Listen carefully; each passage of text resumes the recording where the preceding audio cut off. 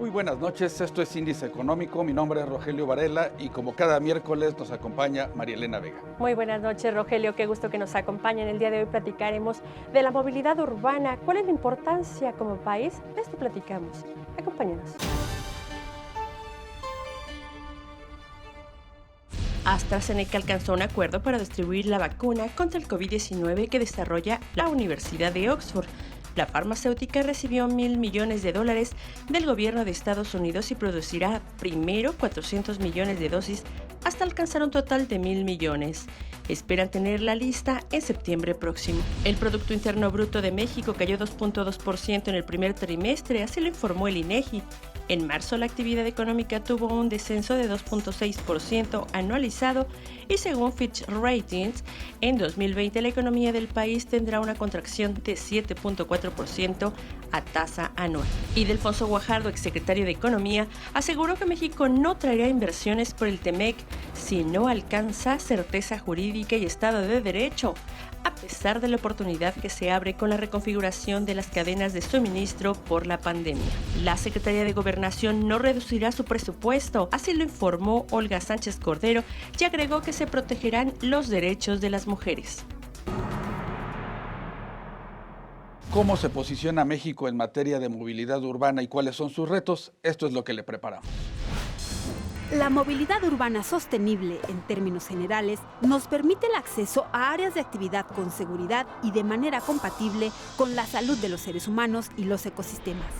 Una movilidad eficiente es fundamental para el crecimiento económico sostenido y sustentable de las ciudades. Las autoridades estatales y municipales deben promover el crecimiento denso y ordenado. Algunas estrategias eficaces para dar solución a los problemas de movilidad son: el impulso al uso de medios de transporte alternativo y compartido, el uso de bicicleta, mejores condiciones para los peatones y un transporte público competente y de calidad.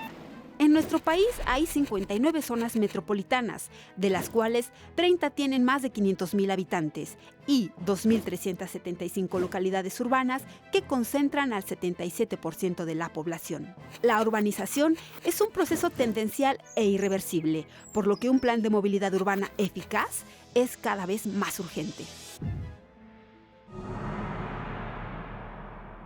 ¿Cuáles son los retos de México en materia de movilidad? Hoy nos acompaña el maestro Óscar Ruiz, matemático y especialista del IMCO, para hablar sobre la materia.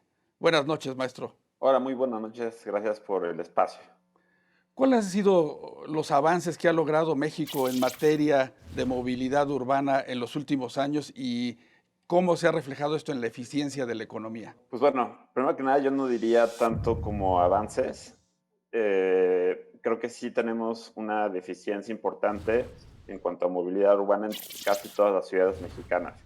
Un poquito las mejoras que ha habido han sido impulsadas en ciudades donde el problema de la movilidad, el problema de la congestión vehicular sobre todo, ya ha sobrepasado las capacidades de las ciudades. Este es el caso de la Ciudad de México.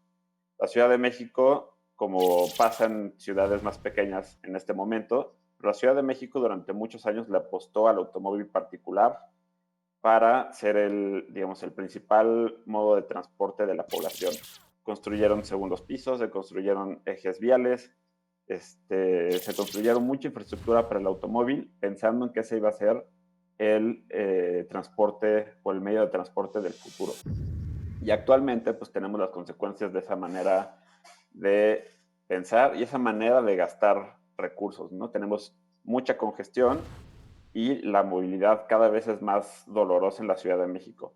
La respuesta a eso ha sido un poco, dado que ya tenemos este problema, tenemos que apostarle lo más que se pueda al transporte público, que es la respuesta que esperamos todos, ¿no? El transporte público es el medio de transporte más eficiente, pero por mucho entonces hay que apostarle al metro, hay que apostarle al Metrobús, y eso es un poco lo que ha tratado de hacer la Ciudad de México en los últimos años, sin dejar de apostar recursos a construir más infraestructura vial, que a mi parecer es uno de los temas que sigue ahí pendiente, que no necesariamente va a resultar en algo bueno para la ciudad. ¿No? Apostarle a infraestructura vehicular va a seguir trayendo más automóviles, más congestión. Apostarle a transporte público masivo como el metro o el Metrobús sí va a traer muchos mayores beneficios. Se ha hablado de algunas propuestas, de algunas estrategias, y esto estamos hablando seguramente de la Ciudad de México y las principales ciudades, Monterrey, Guadalajara, en fin, Puebla. ¿Qué tanto las otras ciudades repiten este modelo y se ha hablado de una propuesta para verdaderamente que esta movilidad urbana se pueda modificar? El modelo que le apuesta al automóvil particular se ha replicado en todas las ciudades, ni siquiera en las más grandes. Querétaro, que ha sido de las que ha tenido crecimiento económico sostenido durante los últimos años, le ha apostado muchísimo al automóvil particular. Hace falta pasar por la entrada de Querétaro y ver los segundos pisos por toda la ciudad, ¿no? Por toda la entrada. Esa es la constante en ciudades mexicanas. En la Ciudad de México, donde el problema ya se traía, ya estaba encima, se apostó un poco más para el presupuesto en transporte público. Ahora, ¿qué vemos que está pasando? Si nos atenemos a los hechos y vemos cómo se está gastando el dinero en las ciudades mexicanas en términos de movilidad, seguimos viendo que todas las ciudades mexicanas gastan más dinero en automóvil particular, en infraestructura para el automóvil particular, y menos dinero en transporte público. Esto en la Ciudad de México parece haber cambiado un poco, ¿no? El presupuesto que se está dispuesto a gastar este año a principios de esta nueva administración en transporte público, la verdad es que sí fue bastante más elevado en comparación con el pasado. También en infraestructura de transporte sustentable, como ciclovías, por ejemplo, también fue un monto histórico que fue mayor este año al que se gastó en el sexenio pasado completo.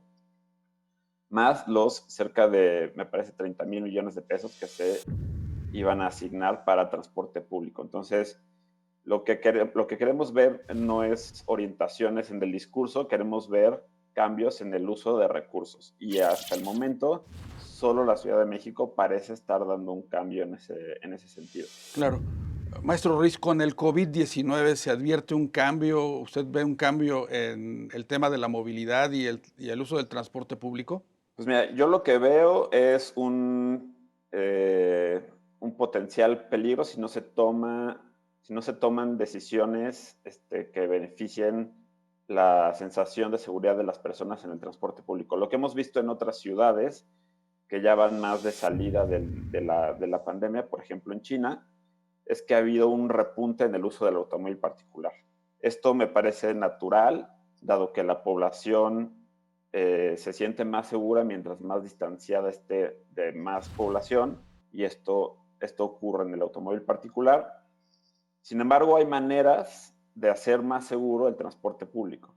Hay maneras, por ejemplo, la medida del aumento de frecuencias en las unidades.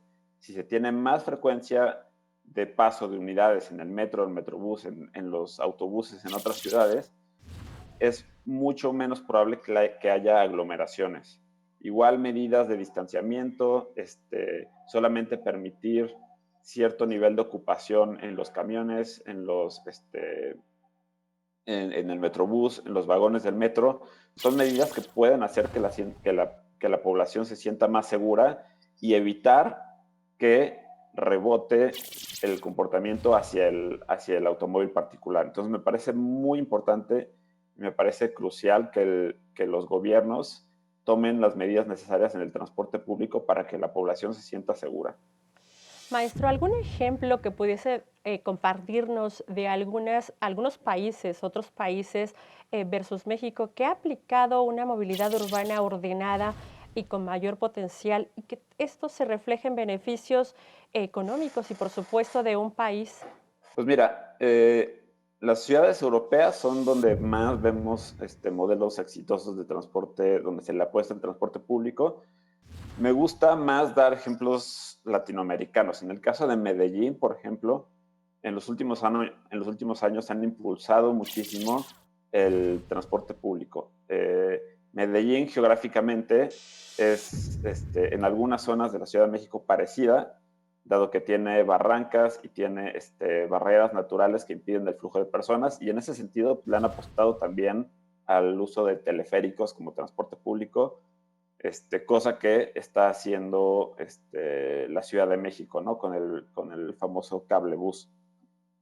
Medellín, además, se vio no solo beneficiada del transporte público, sino que sí se vio una mejora en su actividad económica, ¿no? Incluso recibió un premio en los años subsecuentes, alrededor de cómo sus mejoras en la movilidad habían traído mejoras económicas y sociales también, ¿no? Entonces, si por un lado vemos a las ciudades europeas, pues bueno, vemos que tienen un nivel de vida bastante más alto, ¿no? Los tiempos de traslado son bastante más bajos. Si vemos los rankings de congestión, casi todas las ciudades en los primeros lugares pues son ciudades asiáticas, la Ciudad de México, que está ahí siempre en los primeros lugares, y ciudades americanas, bueno, ciudades de Estados Unidos, donde el uso del automóvil es de cerca del 90%, ¿no?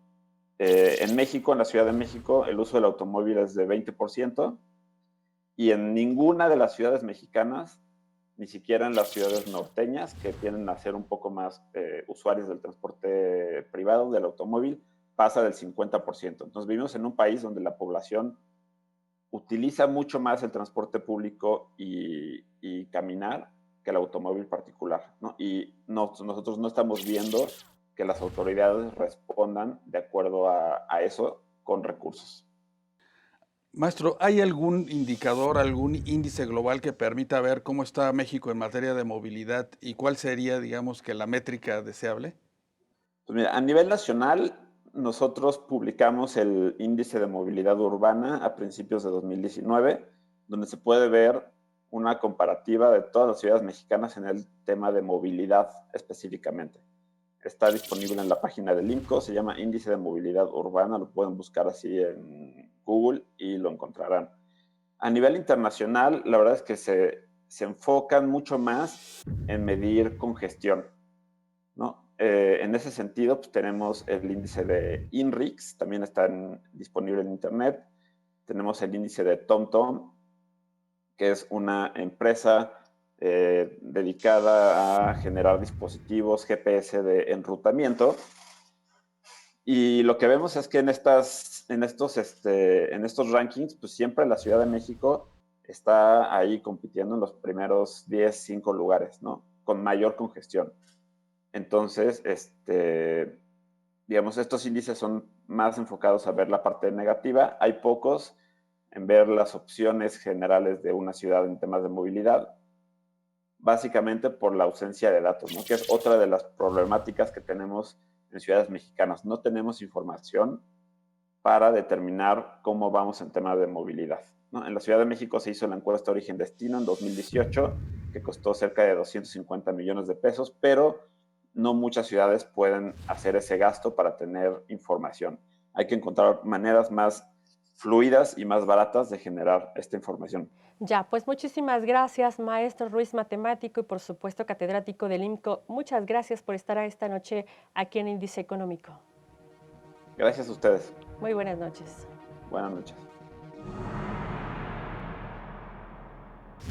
María Elena, pues ahí está el desafío. México tiene que incrementar sus inversiones en transporte público para mejorar la eficiencia en sus ciudades. Así es, ojalá y bueno, veremos estas nuevas noticias. Muchas gracias, Rogelio Varela, muy buenas noches. Buenas noches, María Elena. Muy buenas noches, gracias por habernos sintonizado.